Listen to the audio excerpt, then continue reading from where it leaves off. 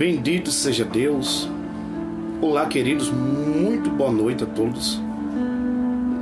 Muito boa noite a todos vocês. São 22 horas e 7 minutinhos em Carapicuíba, em São Paulo, Brasil. Estamos mais uma vez de volta com as nossas mensagens de fé, mensagem de alegria para o teu coração. Porque Deus nos chamou para isso, não é? Deus nos chamou para pregar o Evangelho e levar a palavra para os necessitados. Então toda honra, toda glória seja dada para Deus. Toda magnitude, né, seja dada para Deus. A você, meu amigo, a você, minha amiga, que Deus abençoe a sua vida poderosamente. Nós estamos vivendo os últimos dias, né? Estamos vivendo os dias finais e temos que buscar Deus e crer no chamado de Deus nas nossas vidas. Porque os dias são finais mesmo. Então a você, meu amigo, a você, minha amiga, muito boa noite.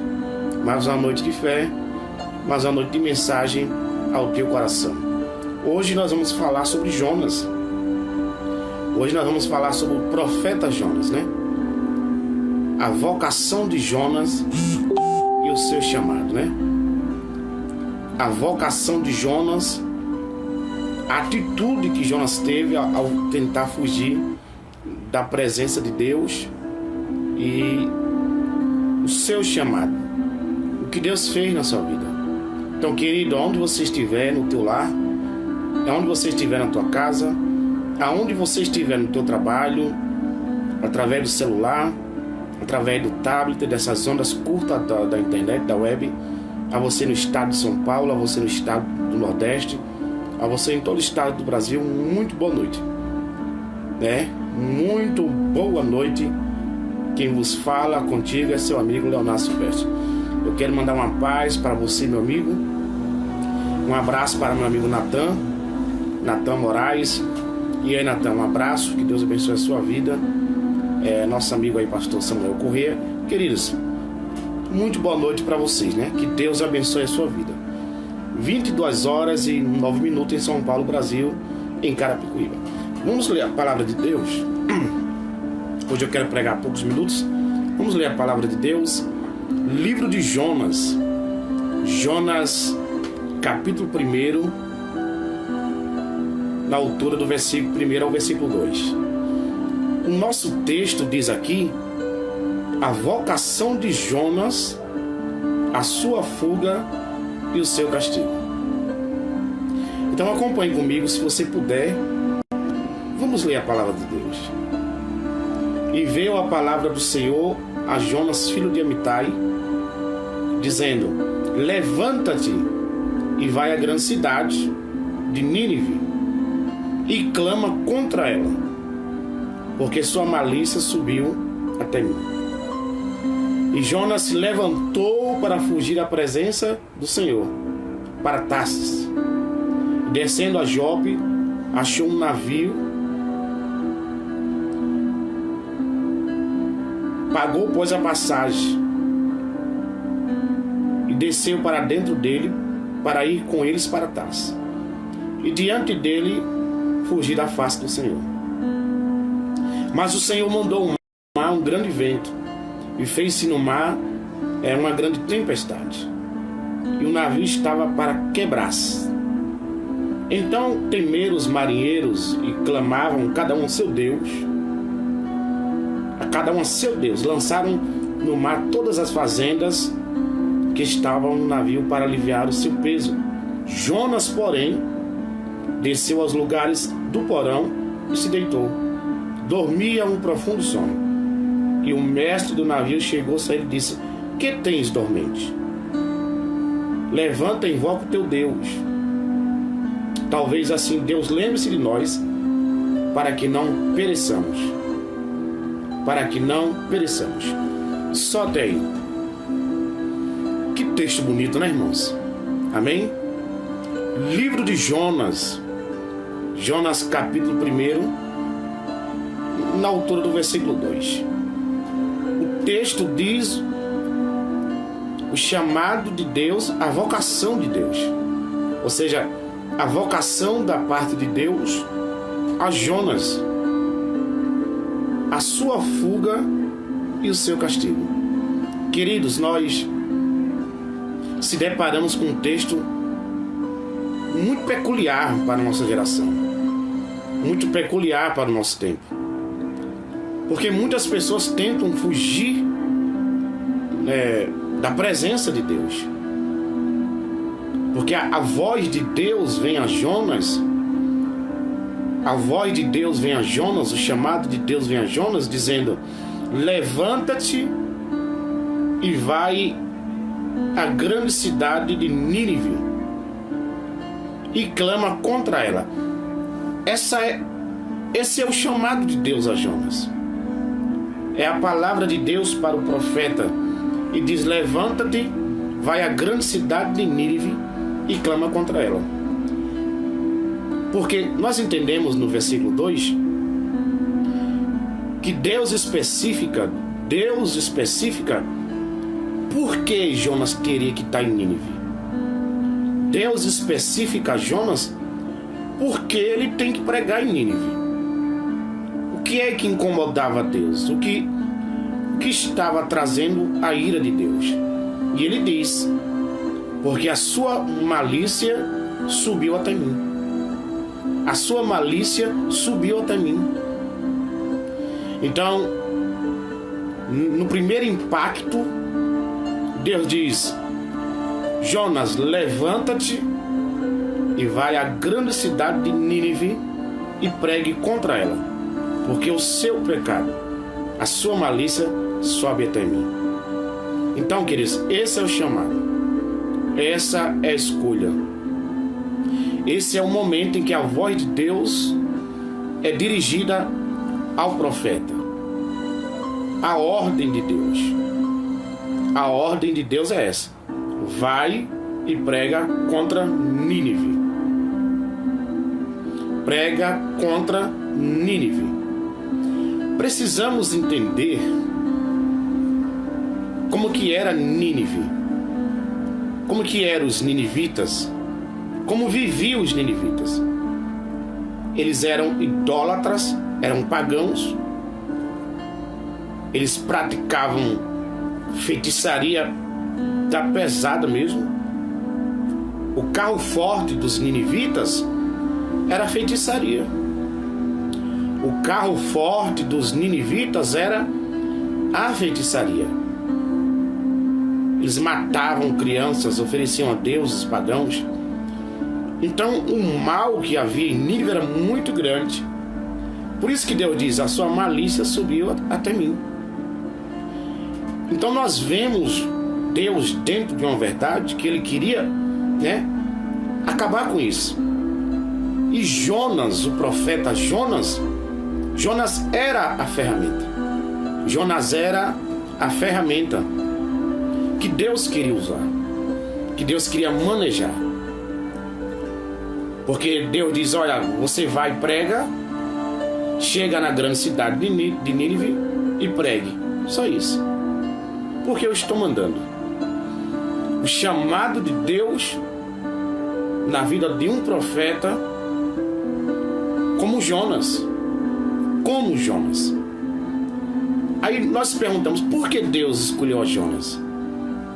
Por que Deus quis que Jonas pregasse em Nínive? Por que Deus escolhe a Jonas, irmãos? Não teria outro profeta para Deus falar?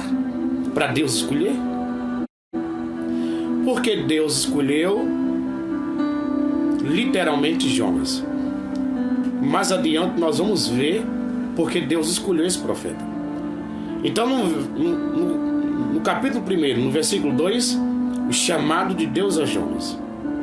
Mas no versículo 3, nós vemos o comportamento deste homem, o comportamento desse profeta. Pegando aqui minha Bíblia, eu vou ler para vocês o capítulo 3, o comportamento de Jonas após ouvir a voz de Deus, após ouvir o chamado de Deus. E Jonas se levantou para fugir diante da face do Senhor para Tarsis. Descendo a Jope, achou um navio e fugiu para Tarsis. Pagou, pois, sua passagem, desceu dentro dele, e iam com eles para Tarsis, diante da face do Senhor. Então nós vemos que no versículo 3, qual é a atitude de Jonas? O que é que Jonas faz? Ele foge da face do Senhor para não pregar em Nínive. Ele compra a passagem. Ele, chegando a Jope, ele compra a passagem para Tarsis. E chegando lá, ele entra dentro de um navio e vai para o porão. E junto com eles, quando o texto diz junto com eles, o texto está dizendo os marinheiros, aqueles que iam também na viagem. E ali ele estava diante para fugir diante da face do Senhor. Essa é a atitude de Jonas. Essa é a atitude do profeta. Ouvir a ordem de Deus e fugir dela. Eu vou parar o contexto para dizer para você algo. Nós não devemos fugir do plano de Deus. Você não deve, nem pode, tentar fugir do plano de Deus. Não tente fugir da obra que Deus tem na sua vida. Porque Jonas fez isso. A primeira atitude dele é se levantar, fugir, descer a Jope, se deparar com um grande navio que está perto de sair da sua ancoragem, compra passagem para Tarsis e tenta fugir da presença de Deus. Mas Deus havia dito para ele: levanta-te, vai à grande cidade de Nínive e pregue contra ela. É o meu desejo, é a minha vontade, porque a sua malícia subiu até mim. Deu para entender o contexto? E Jonas foi embora, irmãos. Jonas tentou fugir. Jonas rejeitou a ordem de Deus. A ordem de Deus. No versículo 4 do livro de Jonas,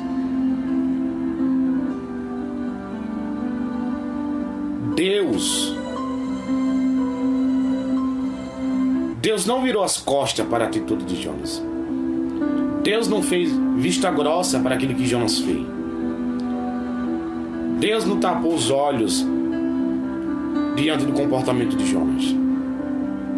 Então, por isso que eu digo para você, toda decisão sua, toda atitude sua tem uma consequência. Mas o Senhor mandou o mar, um grande vento, versículo 4. E fez-se no mar uma grande tempestade. E o navio estava para quebrar-se. Então, essa é a atitude de Deus agora. Deus não faz vista grossa pelo comportamento de Jonas. E Deus quer mostrar para ele quem é que manda, quem é que tem o controle da situação. Diante da rejeição de Jonas, Deus mandou um grande mar. Deus mandou um grande vento ao mar. E fez-se uma grande tempestade. Essa expressão tempestade, o texto diz que o navio parecia que ia se quebrar, estava a se quebrar. Veja o versículo 5. Para você que está entrando agora, nós estamos lendo no livro de Jonas. Estamos pregando sobre a vocação de Jonas. No capítulo 1 ao versículo 5 agora. Então temeram os marinheiros e clamavam cada um seu Deus. Lançaram no mar todas as fazendas que estavam no navio. Veja que os marinheiros, os que estavam no navio, eles temeram a tempestade. Eles ficaram tão atemorizados que eles começaram a clamar, cada um seu Deus, cada um na sua origem, cada um, ou vamos dizer assim, cada um na sua religião.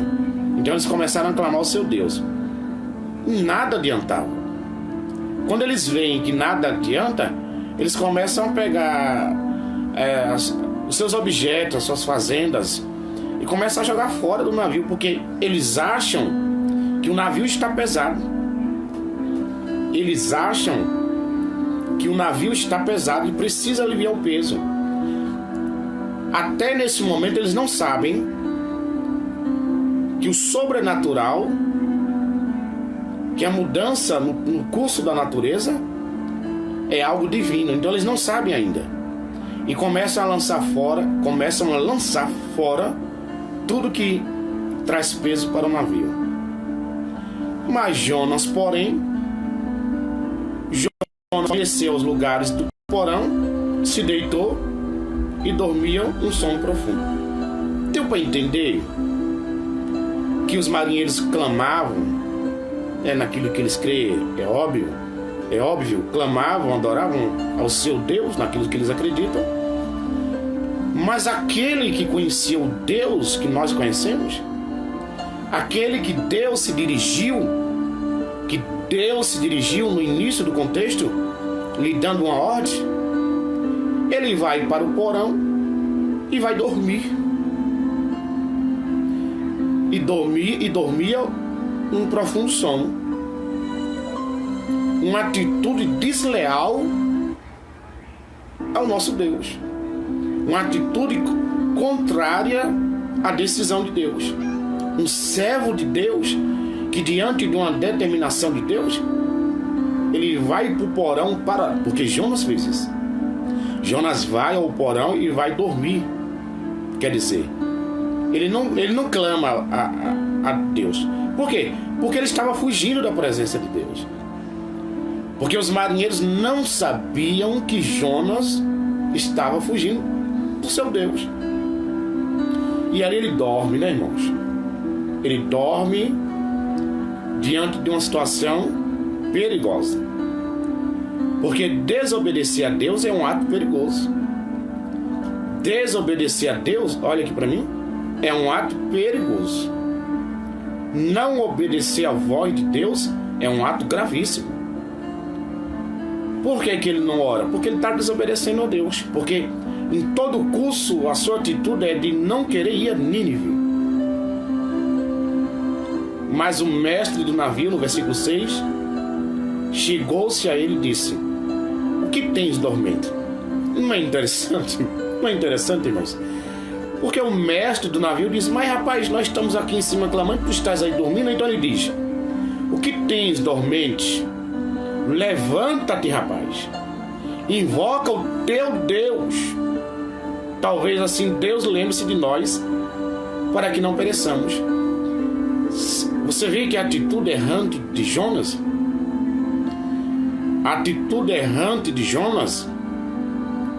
desperta isso nos marinheiros. Então ele diz: levanta, rapaz, o que tu faz aí dormente?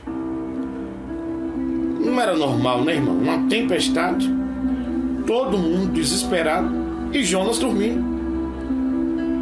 Então eu vou parar aqui entre parênteses para dizer que está cheio de cristãos dormindo na presença de Deus. Está cheio de pessoas que dormem na presença de Deus. Vamos ler o versículo 7. E dizia cada um ao seu companheiro: vinde, lancemos sorte, para que saibamos por que causa nos sobreveu este mal. Não é interessante? E lançaram sorte, e a sorte caiu sobre Jonas. Eu acho tremendo que quando eles lançam a sorte cai sobre Jonas. Então, mais uma vez, Deus está mostrando que Ele está no curso de tudo.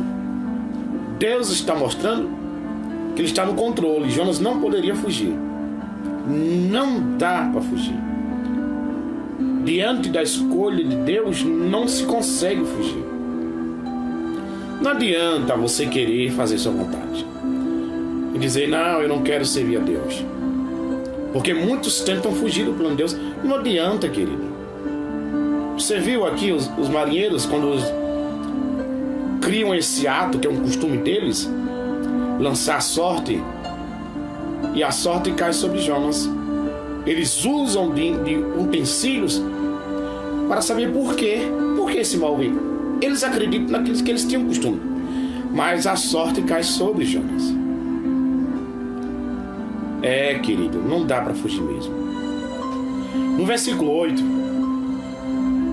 então disseram: declara-nos tu agora por que razão nos sobreveio este mal. Deixa eu parar aqui. Quando eles dizem para Jonas,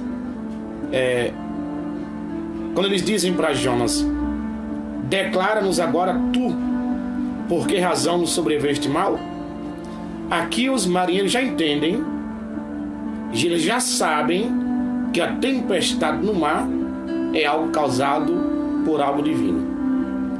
E eles já sabem que Jonas é culpado. Então eles querem saber: rapaz, o que está acontecendo? Nós lançamos a sorte e a sorte aponta para ti. Nos diga agora, nos declare por que este mal veio sobre nós, né? Por que esse mal veio sobre nós? Aí eles dizem: que ocupação é a tua? De onde vens? Qual é a tua terra? Né? De que povo és tu? Eu acho tremendo a pergunta dos marinheiros, porque ele disse para Jonas: nos diga o que você faz. Qual é a tua ocupação, rapaz? De onde tu vens? Qual é a tua terra? De que povo és tu? Irmãos, aí não dá mais, né? Aí Jonas não poderia mais. Então eu estou pregando que diante de uma vocação de Deus não podemos fugir. Diante de uma vocação de Deus, não é assim, pastor Paulo Júnior, meu amigo? Não podemos fugir. Aí Jonas diz, né? Aí não tem jeito, né? No versículo 9 ele diz: eu sou hebreu. Olha aí. Olha aí quando o crente se entrega, né? Ele diz: eu sou hebreu. Temo ao Senhor Deus do céu, que fez o mar e a terra seca. Aí nós vemos no versículo 10 que os homens se encheram de grande temor e disseram-lhe: por que fizeste tu isto? Pois sabiam os homens que fugia diante do Senhor, porque ele lhe tinha declarado. Então, queridos, não há mais dúvida. Os marinheiros agora sabem que Jonas está fugindo do seu Deus. Agora os marinheiros sabem que Jonas, ele está fugindo do seu Deus. Por algum motivo ele não quis obedecer. Então não tem como esconder. Deixa eu parar aqui o contexto para dizer para você: não fuja da presença de Deus. A cada um de nós, Deus tem um plano. E o plano de Deus é algo extraordinário. O chamado de Deus na vida do homem é algo extraordinário. Não dá para mensurar. É tremendo, é algo tremendo. Mas Jonas fez vista grossa para esse momento tão glorioso. Mas aqui agora a casa caiu. Já sabem que ele está fugindo. Aqui realmente a casa caiu, né? Sabe quando você é crente e se afasta de Deus, ou tenta se esconder daquilo que Deus te chamou? De repente todo mundo sabe quem era você, né? É quando alguém diz: olha, aquele camarada ali era crente. Aquele camarada ali pregava o evangelho. Aquele rapaz ali louvava a Deus na igreja. Então aqui a casa caiu, não dá mais para esconder. Não dá mais para esconder. Não dá. Deu para entender, queridos? Você pode dizer amém? Aleluia. Não dá mais para esconder. Não dá.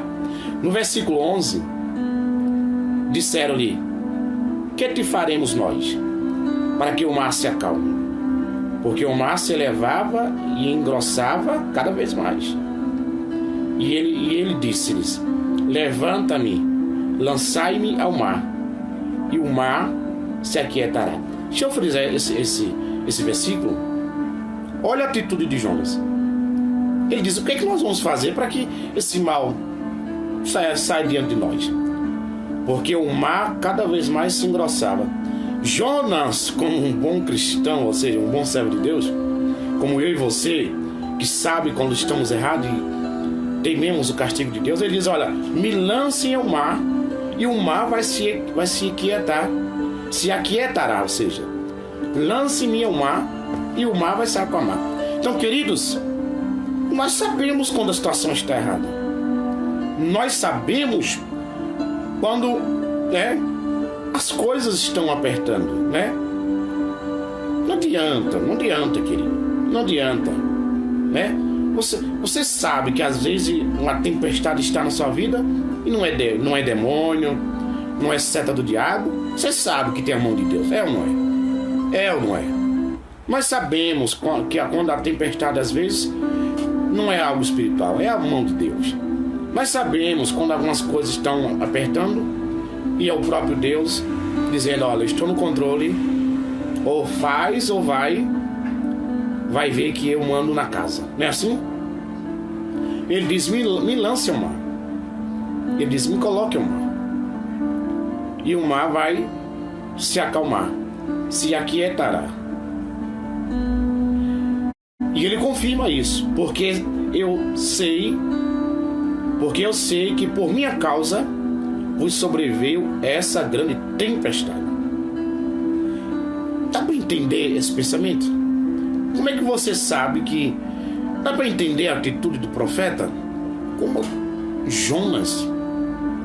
Que tipo de profeta é esse? Ele sabia do comportamento de Deus pelo seu comportamento, pela sua rejeição. Ele sabia que a ira de Deus viria a ele se ele não obedecesse. Por que ele desobedeceu? Por que, queridos? Será que o ego do chamado, o ego do saber, atrapalha tanto a mente do homem? As suas decisões? Entretanto, os homens remavam, esforçando-se para alcançar a terra, mas não podiam, porquanto o mar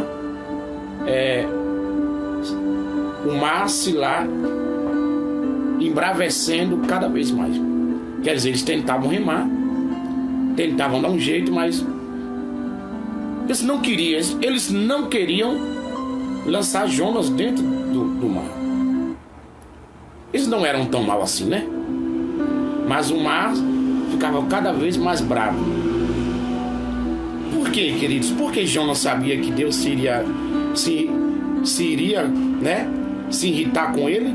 Por que ele rejeita esse chamado? É o ego humano, o ego soberbo, o ego hipócrita, o ego de achar que você faz o que você quer só porque é um profeta, só porque prega bonito, só porque tem autoridade, tem a eloquência da homilética, da oratória. Será que é isso? Porque está claro, ele diz: me lance ao mar, e o mar vai se aquietar. Não é assim? Ele diz: me lance ao mar e vai haver bonança.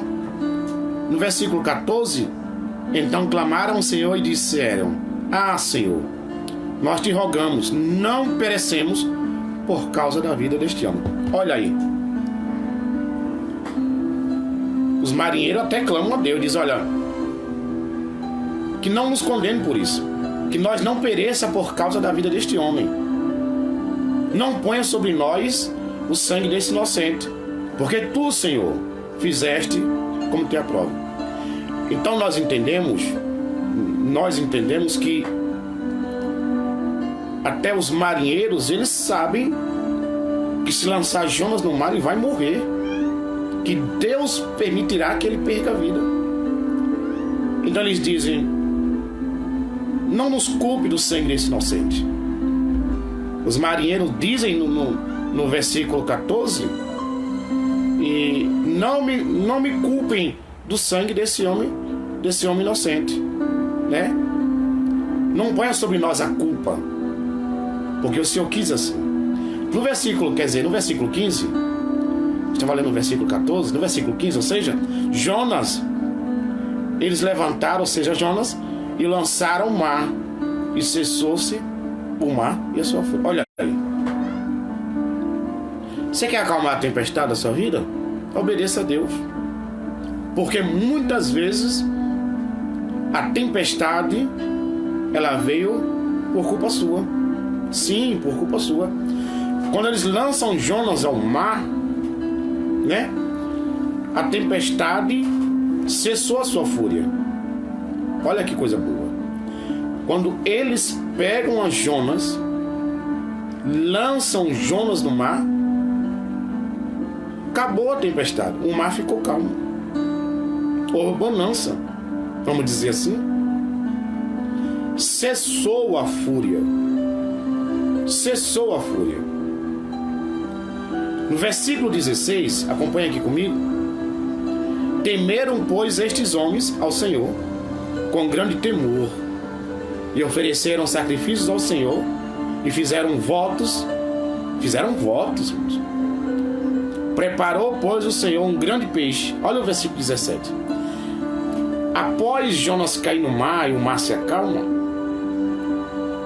você sabe que toda atitude tem uma consequência, né? Não adianta, não adianta. Se você fugir da presença de Deus. Preparou, pois, o Senhor um grande peixe para que tragasse a Jonas, e esteve Jonas 3 dias e 3 noites nas entranhas do peixe. Não é tremendo, irmãos? Não é tremendo? 3 dias e 3 noites nas entranhas do peixe.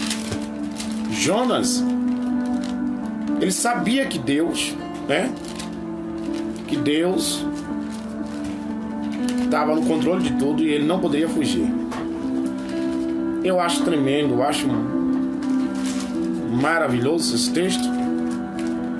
E nós ficamos maravilhados, né? Nós ficamos cheios da presença de Deus. Agora Deus diz, olha, ao grande peixe, vai lá, trague a Jonas. Jonas é engolido pelo grande peixe 3 dias e 3 noites dentro das entranhas desse peixe. Que peixe grande, né, irmãos? Que peixe grande, né? Você sabe que peixe é esse? Que peixe é esse que engoliu a Jonas? Que peixe é esse que engoliu a Jonas, irmãos? Um peixe capaz de engolir um homem inteiro e ele ficar ali 3 dias e 3 noites, né? Que peixe é esse, né, irmãos? Que coisa, não é? Aleluia. Glória a Deus. Que coisa maravilhosa. Que peixe é esse, hein? Muitos se perguntam: que peixe foi capaz de engolir um homem como Jonas? Será que foi uma baleia? Uma sardinha gigante? Uma piracu gigante? Aquele peixe grande que no Brasil se come como bacalhau? Que peixe é esse? A Bíblia fala desse peixe? Lógico que fala. Evangelho de Mateus, capítulo 12, versículo 40. Evangelho de Mateus, capítulo 12, versículo 40. Pois como Jonas esteve 3 dias e 3 noites no ventre da baleia, assim estará o Filho do Homem 3 dias e 3 noites no seio da terra. Então nós sabemos que o peixe que traga Jonas é uma baleia. É uma baleia. Que está escrito em Mateus 12, 40. A Bíblia diz isso, está aqui. Não é assim?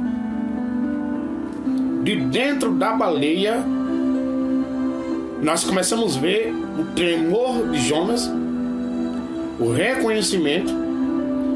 É aí que as suas atitudes são mudadas, né, irmãos? Quando nós se vemos brecados por Deus, quando nós se vemos pressionados por Deus, vamos dizer assim, nossas atitudes mudam. Dentro do grande peixe, dentro da baleia, Jonas começa a falar com Deus. Jonas começa a orar a Deus. de dentro da baleia, Jonas fala com Deus, né? Ele ora a Deus.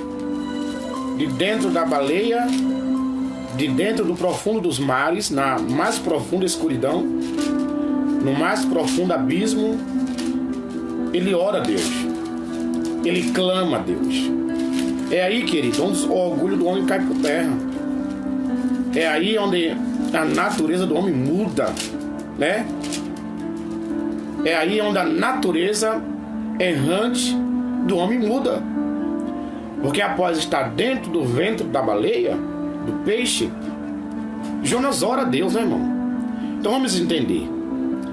No princípio ele não ora, ele vai para o porão e deita e dorme. Mas quando se vê pressionado, é quando ele está dentro do grande peixe, da baleia. Agora ele é crente, né, irmãos? Agora é pregador, é profeta, né? Agora vai orar a Deus. Então ele ora. Ele ora a Deus, irmãos. Sabe quando Deus pressiona? Quando Deus mostra que está no controle e diz que você não manda em você? E aí assim, aí você vê todos os fatos. Porque no capítulo 2, Jonas no ventre do grande peixe, sua oração e os seus livramentos, salvamento. E orou Jonas ao Senhor, seu Deus, das entranhas do peixe. E disse: na minha angústia clamei ao Senhor.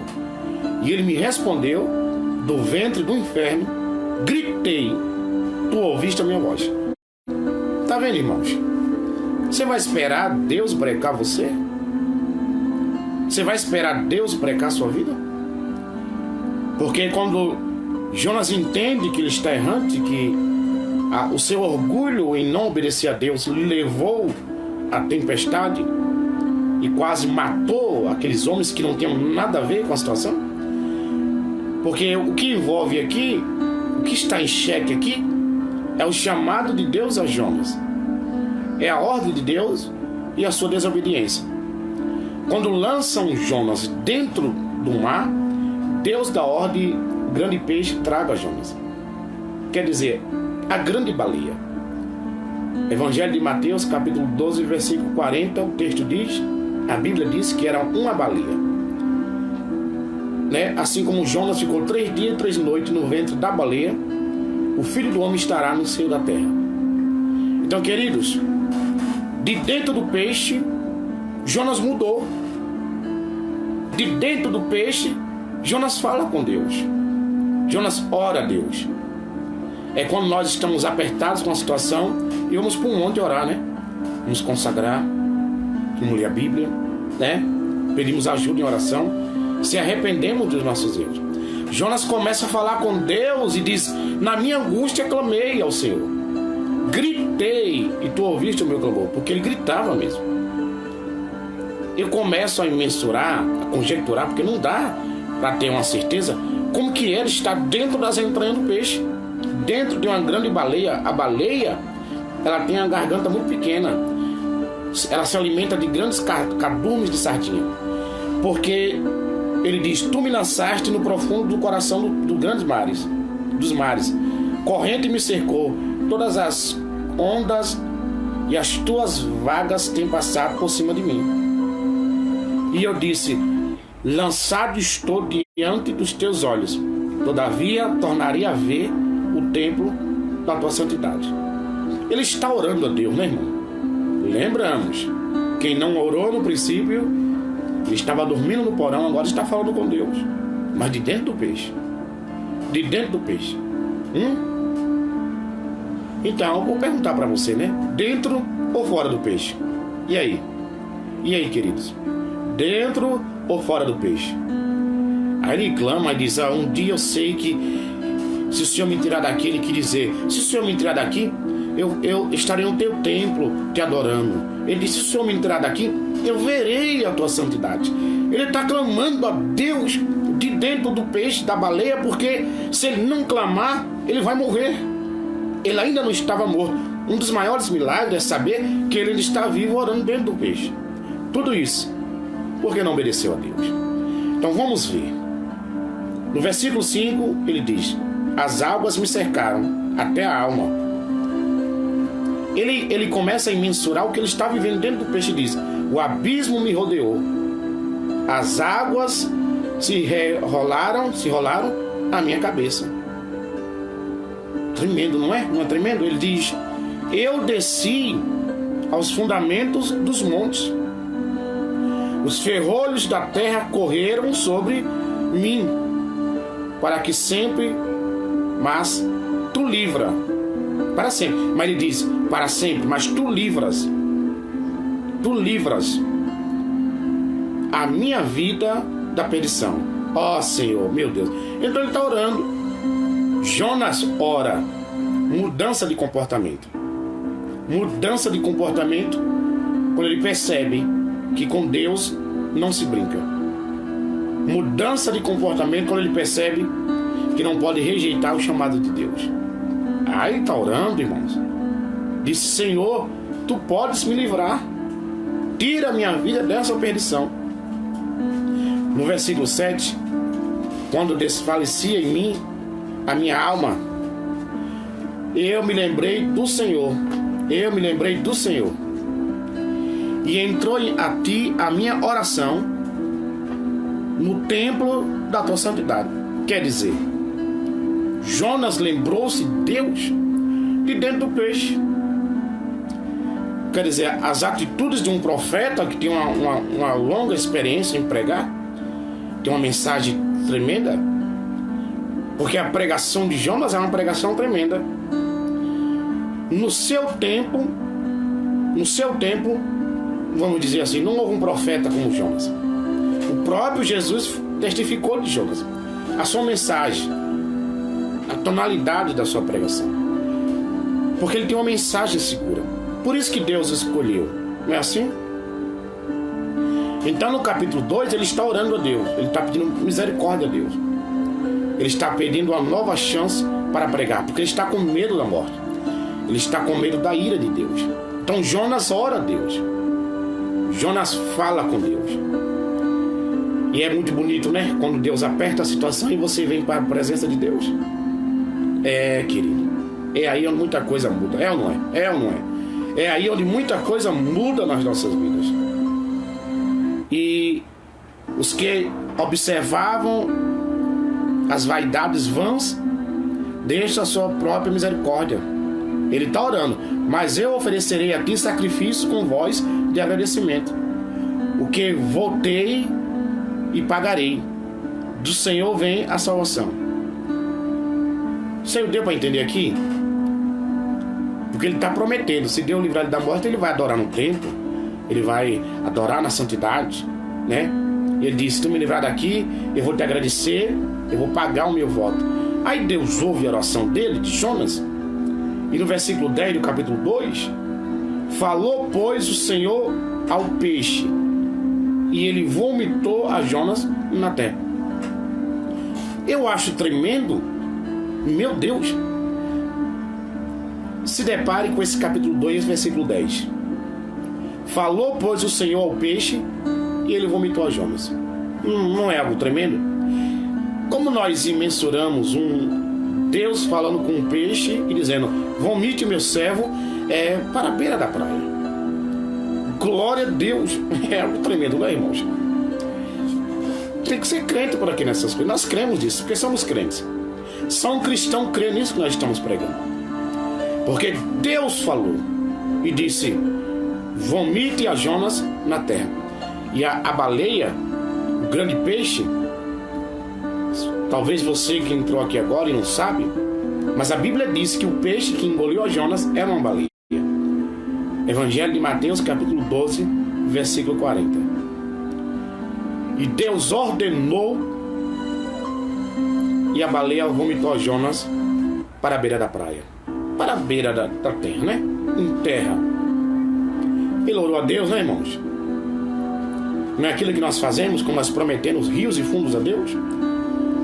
Não é aquilo que nós fazemos quando prometemos rios e fundos a Deus para que Deus dê a bênção, dê a vitória, né?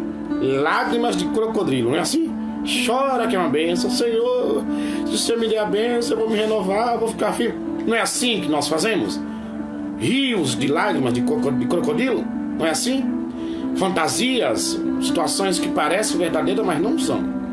Mas Jonas diz: olha, se o Senhor me livrar, eu vou te adorar no templo, e eu vou agradecer no templo, tal, etc. E Deus diz: olha, vou te dar uma chance. Jonas, a vocação de Jonas, chamado de Deus e a rejeição do profeta. No capítulo 3, eu quero pregar depois que ele sai de dentro do peixe. Vamos ver agora se Jonas está crente, né, irmãos? Vamos ver se o rapaz agora está crente, né?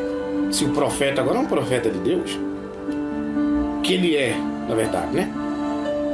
Vamos ver agora se o profeta de Deus vai cumprir com a palavra, né? Vamos ver agora se aquelas lamúrias de lágrimas, aquelas promessas vão se cumprir, porque agora Deus livrou da morte. Vamos ver se esse irmãozinho aí que fez um voto, né? Prometeu pro pastor: olha, pastor, eu vou mudar, minha vida vai mudar. Vamos ver agora, né? Capítulo 3. Jonas prega em Nínive o arrependimento dos ninivitas. Então, já de cara, eu quero dizer para você que após ser livre do peixe, Jonas obedece a Deus. Ele prega em Nínive. Mas, pastor, depois de tudo isso, sim, eu quero dizer para você que Jonas, ele pregou em Nínive. Ele pregou a palavra de Deus em Nínive. Aleluia, né? Peraí, meu irmão, mas também se não pregasse, né? Ele pregou em Nínive. Versículo 3, capítulo 3, ou seja: e veio a palavra do Senhor a segunda vez a Jonas, dizendo: levanta-te, vai à grande cidade de Nínive e pregue contra ela. E eu te disse. E levantou-se Jonas. Agora sim, versículo 3. Levantou-se Jonas e foi a Nínive, segundo a palavra do Senhor. Era, pois, Nínive uma grande cidade, de 3 dias de caminho, a distância para se chegar em Nínive. E começou Jonas a entrar pela cidade, de caminho de um dia, e pregava dizendo: ainda 40 dias Nínive será subvertida. Olha aqui para mim. Eu acho tão tremendo. A cidade de Nínive era de uma distância de 3 dias. E Jonas, quando ele entra dentro de Nínive, ele sai andando, pregando sobre o juízo de Deus. E é dentro da cidade, ele prega, né? E ele prega e se andava um dia todinho dentro da cidade e parece que não tinha fim para sair da cidade. E ele pregava e dizia: olha, dentro de 3 dias a grande cidade de Nínive será subvertida. Então ele está pregando agora. Depois da fuga, depois do seu castigo, ele decide pregar Jesus. Quando eu prego sobre Jonas, eu fico conjecturando a natureza desse profeta. Por que esse comportamento? Essa atitude? Então ele prega dentro de Nínive durante um dia, andando dentro da cidade. Primeiro que ele andou 3 dias para chegar lá, mas ele prega Jesus, ele prega Deus. E os homens, versículo 5: os homens de Nínive creram em Deus. Olha que coisa tremenda. Os homens de Nínive creram em Deus. Clamaram um jejum, vestiram-se de saco, desde o maior até o menor. Porque esta palavra chegou ao rei de Nínive e levantou-se ao seu povo, ao seu trono, ou seja, levantou-se do seu trono e tirou de si os seus vestidos, cobriu-se de saco e assentou-se sobre a cinza. Vamos entender. A mensagem de Jonas era tão forte, a clareza do profeta em pregar o juízo de Deus era tão forte, que os ninivitas se arrependeram.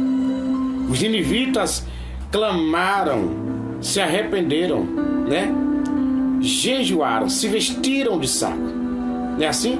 O rei de Nínive levantou-se do seu trono, tirou de si suas vestes e cobriu-se de saco e assentou-se sobre a cinza.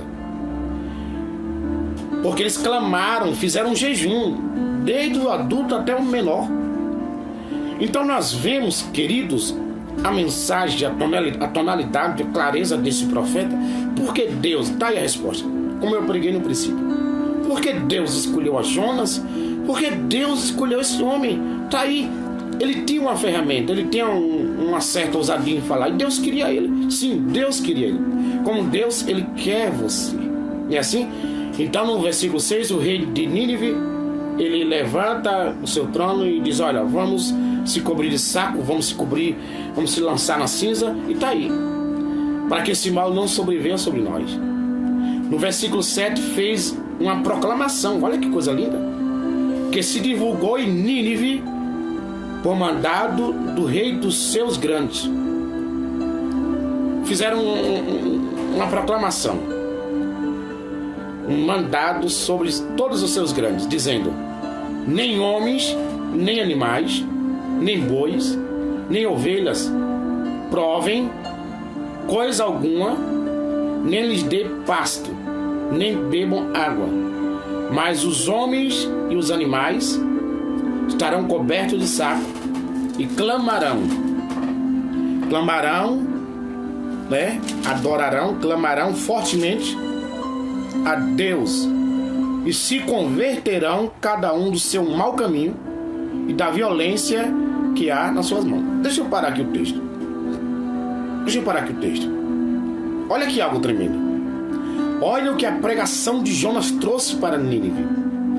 Olha o que acontece dentro dessa cidade, a grande Nínive. Uma cidade idólatra, pagã, onde praticava feitiçaria pesada, onde oferecia crianças em feitiçaria aos deuses pagãos. Olha o que a mensagem de Jonas traz para ninivitas. Olha o que acontece.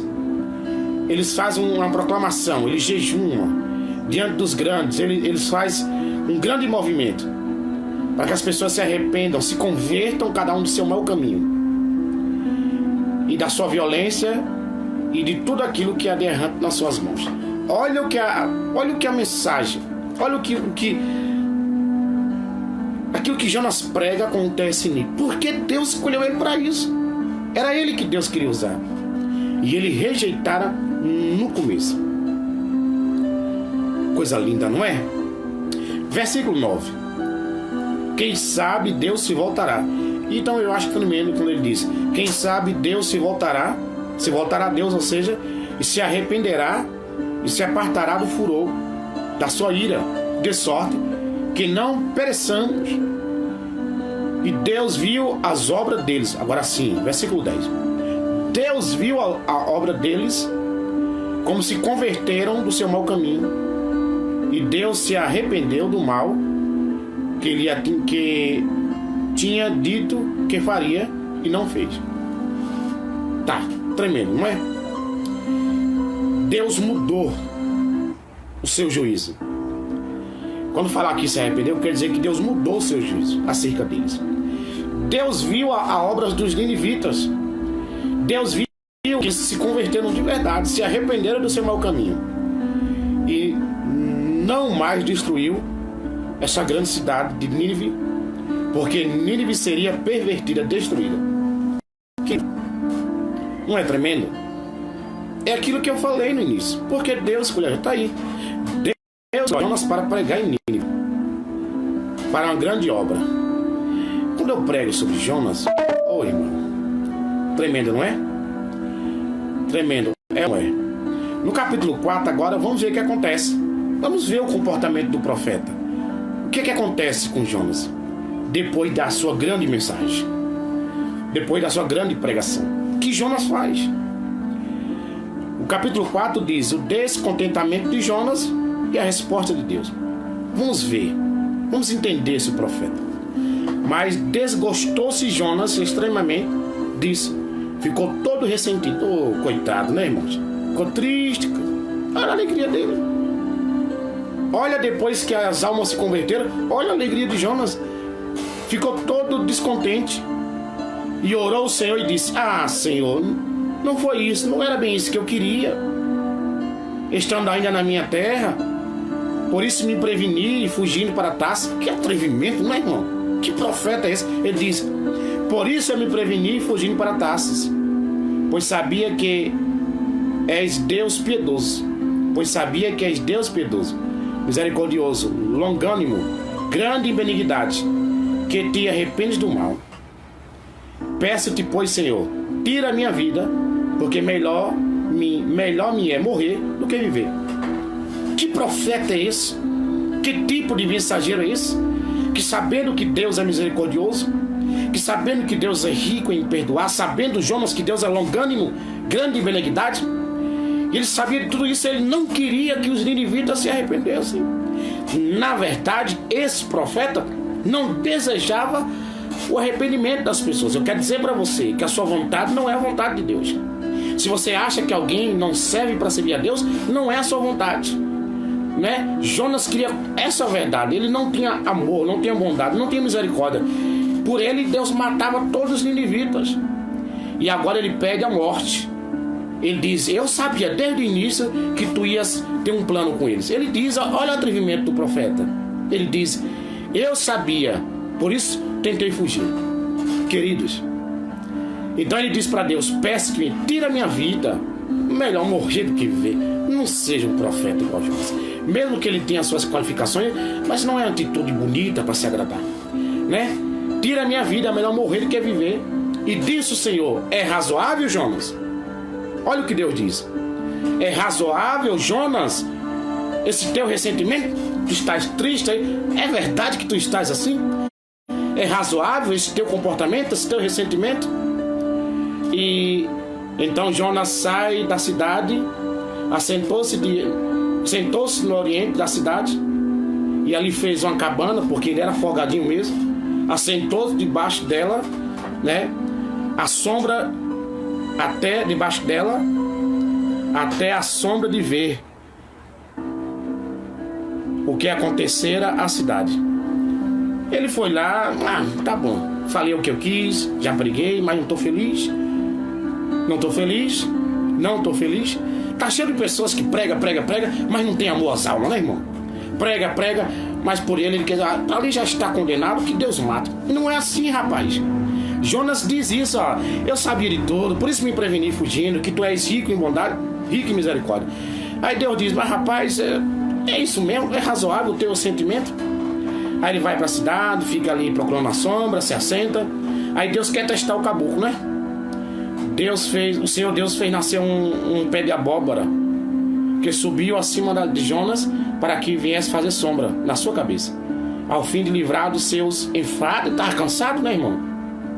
Jonas se alegrou extremamente por causa do pé de abóbora. Muito folgado, né, irmão? Cuidado, Deus pode estar testando, hein? Essa vida boa pode se acabar, sim? Mas Deus enviou um bicho no dia seguinte, e ao subir da alva, o cal feriu a pé de abóbora, e a abóbora morreu. Deus viu uma largatinha lá, né, irmãos? Tá bom, olha que camarada folgado. Tem mensagem, prega bem, mas é folgado. Não é assim? Aleluia. Tem mensagem, prega bem, mas é folgado. Aí os bichinhos lá, os insetos, a lagartinha, vamos dizer assim, ela come a abóbora e o pé de abóbora se desfaz. Então vem um sol oriental.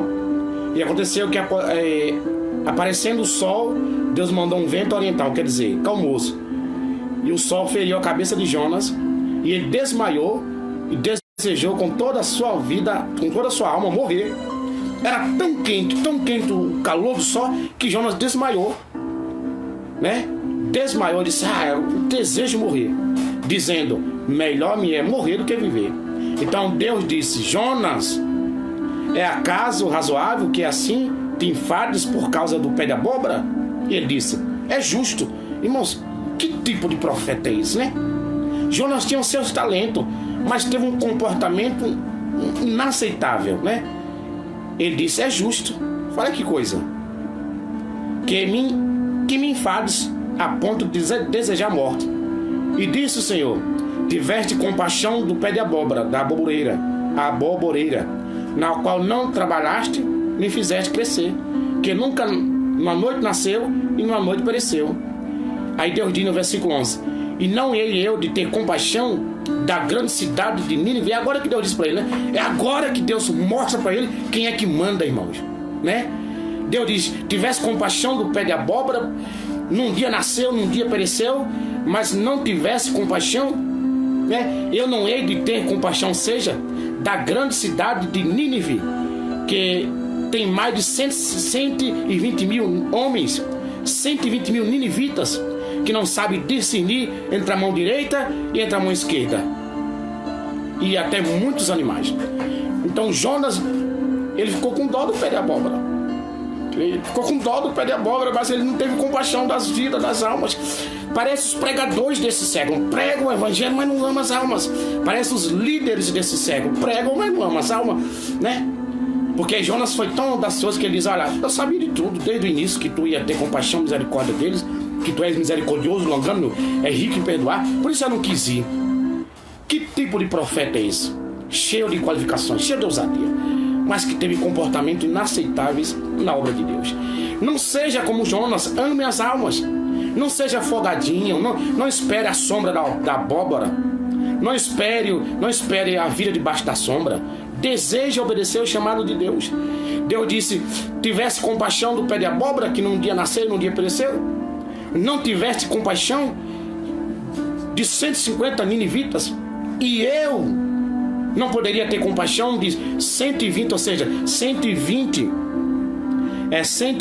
mil, ou seja, 120 mil ninivitas, que não sabiam discernir entre a mão direita e entre a mão esquerda, tanto que eram idólatras, eram pagãos, praticavam feitiçaria pesada, sacrificavam crianças a deuses pagãos. Mas a pregação deste rapaz, a pregação deste homem, levou os ninivitas a se arrependerem e se converterem do seu pecado. Levou a Deus a mudar o seu juízo contra essa cidade. Então, pregue Jesus, pregue Deus, mas tenha amor às almas, ama as almas, não condena a vida deles. Deseje que as pessoas sejam salvas, rapaz. Desejem ver a salvação dessas pessoas. Eu preguei, estou pregando até o capítulo 4 para encerrar a mensagem, para mostrar para você que nem sempre uma vida cheia de talentos é uma vida que tem desejo pelas almas. Nem sempre quem prega bonito, quem ora bonito, tem amor às almas. Nem sempre um chamado, ou parece um chamado, é algo crucial para quem ama as almas. Nem sempre uma vida no altar de honra mostra quem você é. Jonas tinha suas honras, pregava bem, tinha uma boa ousadia, tanto que a sua mensagem, o seu jeito de falar, de outorgar a palavra de Deus, trouxe os ninivitas a se arrepender, porque ele dizia dentro da cidade: dentro de 3 dias essa cidade será subvertida, Deus matará todos. E o povo se arrependeu, se converteu, clamaram, jejuaram, se vestiram de saco, se jogaram na cinza e se converteram, fizeram até um decreto, um clamor, uma proclamação, e adoraram a Deus. Jonas, um dos maiores profetas no seu tempo, pregue bonito, pregue bem, mas tenha boas almas. Não tenha essas atitudes. Não pense como Jonas. Só obedeça a Deus. Só obedeça a Deus.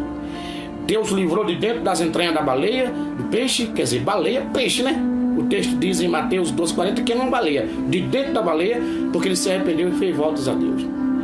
E Deus disse: rapaz, tu é muito folgado, hein? Tivesse compaixão do pé de abóbora, mas não tivesse amor pelas almas. Mas está aí a vontade de Deus. Não poderia eu ter compaixão de 120 mil ninivitas que não sabem discernir? As pessoas eram leigas, eram cegas, tinham uma viseira nos olhos, tinham um entendimento cego. E muitas vezes você diz: aquele camarada não tem jeito, Deus não vai salvar. Faça isso não, rapaz. Que tipo de pregação é essa? Quem é você para dizer quem vai ou quem não vai para o céu? Então ama as almas, pregue Jesus, pregue a Deus. Jonas, ele não queria, por isso que ele dizia para Deus: olha, depois que pregou, hein? Depois que pregou, eu sabia, Senhor, eu sabia. Por isso que eu não quis ir desde o início. Olha aí. Aí ele ficou triste mesmo, ele ficou triste. Ele olhou assim: tá todo mundo salvo? Eu não queria isso. Quem é você? Quem é você para não querer isso? Quem somos nós para não querer a vontade de Deus sobre a vida dos homens, né? Porque Deus enviou o seu Filho unigênito para que toda aquele que nele crê não pereça, mas tenha a vida eterna. Por causa do amor de Deus, o Espírito Santo foi derramado nos nossos corações. Então guarde essa mensagem: a vocação de Jonas, a sua fuga e o seu castigo. Jonas, Jesus falou de Jonas, um dos maiores profetas no seu tempo. A pregação de Jonas é algo incomentável, né? Agora a sua atitude é algo que dá para questionar, né? Prega bonito, mas as atitudes são errantes. Prega bonito, tem ousadia, mas as atitudes não são coerentes. Prega bonito, mas o comportamento é estranho, né? É estranho, né, irmão? Prega bonito, mas o comportamento não é legal. Não é legal. E Deus disse, olha, rapaz, porque Deus conhece você. Deus fez nascer o pé de abóbora para testar a folga de Jonas, né? Depois Deus viu um bicho, o bicho comeu a abóbora, e o sol quente do vento oriental, aquele vento calmoso quente, trouxe o calor, foi tão quente que ele desmaiou. Depois, folgado demais, né, irmão? Desejou a morte, né?